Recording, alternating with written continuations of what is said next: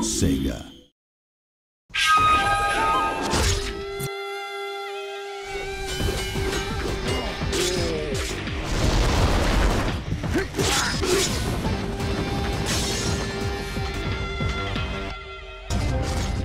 Shinobi is very fundamentally a side-scrolling action game.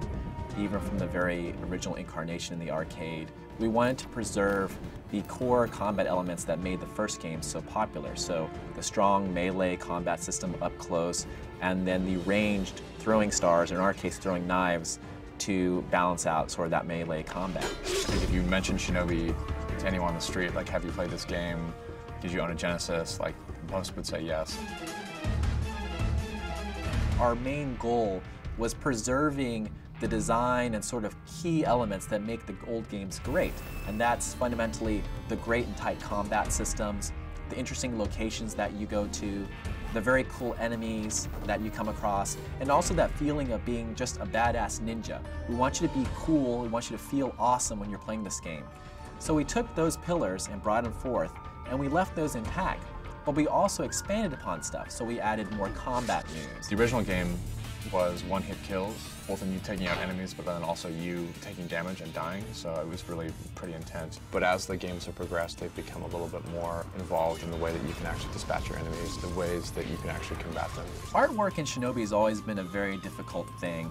The series has sort of progressed to a very interesting art style. We wanted to keep fundamentally the 2D kind of feel of the classic Genesis games of Shinobi, but we also wanted to modernize it and give it personality for today's sort of audience. We continue that process all the way to the end, from the cinematics to the design of the characters, the storyline, because we really want to make sure that we preserve what makes Shinobi special to Sega of Japan and also the Shinobi fans, but also do our little piece to expand the storyline and introduce new characters and bosses and enemies that can really grow the franchise as a whole.